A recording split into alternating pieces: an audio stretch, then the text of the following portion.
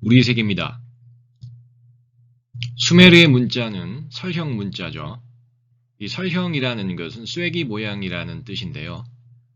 사실 수메르의 문자가 처음부터 이 쐐기 모양으로 된 설형 문자는 아니었습니다. 처음에는 상형 문자에서 시작이 됐는데, 상형 문자는 곧 그림 모양의 문자잖아요.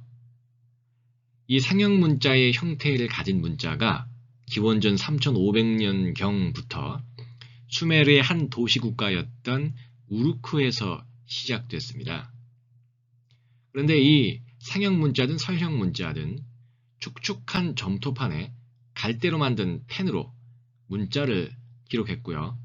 그리고 이렇게 기록한 점토판을 햇볕이나 불에 말려서 보관했습니다. 딱딱하게 굳었으니까 보관이 잘 됐겠죠. 그런데 문자가 없던 그 시절에 왜 하필 문자를 발명하게 됐을까요? 사실 문자는 정보를 기록하고 보관할 수 있는 기능을 가지고 있습니다. 그러자면은 정보를 기록하고 보관을 해야 할 만큼이나 중요한 일이 있었기 때문에 문자를 발명했겠죠. 그러면 그렇게 중요한 일이 무엇이었느냐? 라면 즉 경제였습니다. 자, 이 경제적인 배경을 좀 살펴보게 되면요. 수메르가 원래 재정일치 국가잖아요. 그래서 재정일치 국가답게 신전이 있었고 또 그 신전이 수메르에서 경제의 중심지 역할을 했습니다. 이 신전에는 각종의 곡물들이 상납이 됐는데 신전의 입장에서 신전에 근무하는 사제들은 어떠한 곡물들을 수령했는가 그 품목과 수를 파악하는 것이 중요한 일과였어요. 그런데 이 곡물의 품목도 많고 또 그 수도 각양각색이다 보니 이런 것들을 좀 체계적으로 기록할 필요가 생겼을 거 아니에요? 왜냐하면 수메르라는 이 나라에는 여러 도시 국가들이 있었지만은 각각의 도시에는 수천 명 이상의 인구가 있었어요.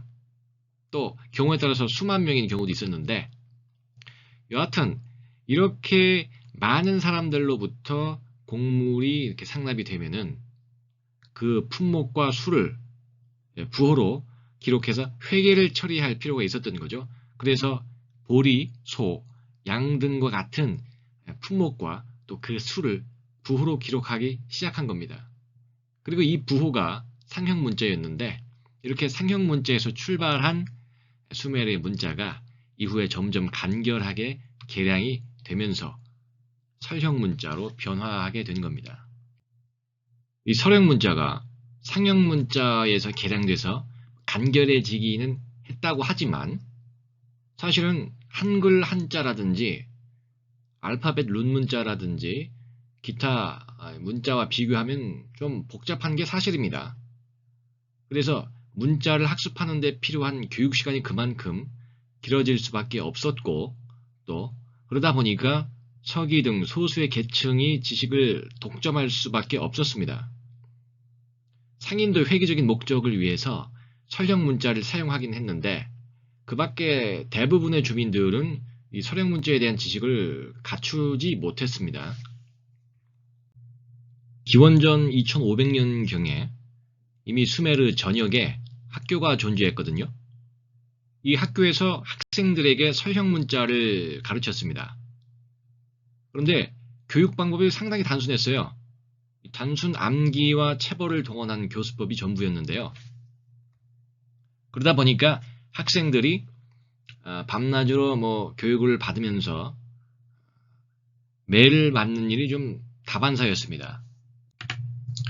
수메르의 학교 생활을 보면은 학생은 도시락을 준비해서 등교를 했고, 그러면 이제 학생 지도교사가 학생의 어떤 수업 태도라든지, 학생이 지각을 했는지, 학생의 성적이라든지 이런 것들을 이제 감독도 하고 했죠. 그리고 무엇보다도 학생의 본분으로서의 이 학습 태도, 학습 성적이 나쁘면 체벌을 가했습니다. 그러다 보니까 이 학생들이 학교 생활을 좀 고달프게 생각했을 수도 있겠죠. 계속 밤낮으로 공부를 하면서 매를 맞아가면서 이렇게 공부를 했으니까 그래서 학부모가 교사에게 촌지를 제공하는 그런 일도 있었습니다. 여하튼 이 학생들이 학교 생활을 마치고 졸업을 하고 왕실이라든지 신전이라든지 뭐 아니면은 행정관청쯤 되겠죠. 이런 곳에 서기나 관료 등으로 진출을 했습니다. 이렇게 학생들이 어렵게 설형 문자를 학습하고 졸업을 해서 수메르 문명에서 행정, 회계, 역사, 문학 등 많은 기록들을 남겼습니다.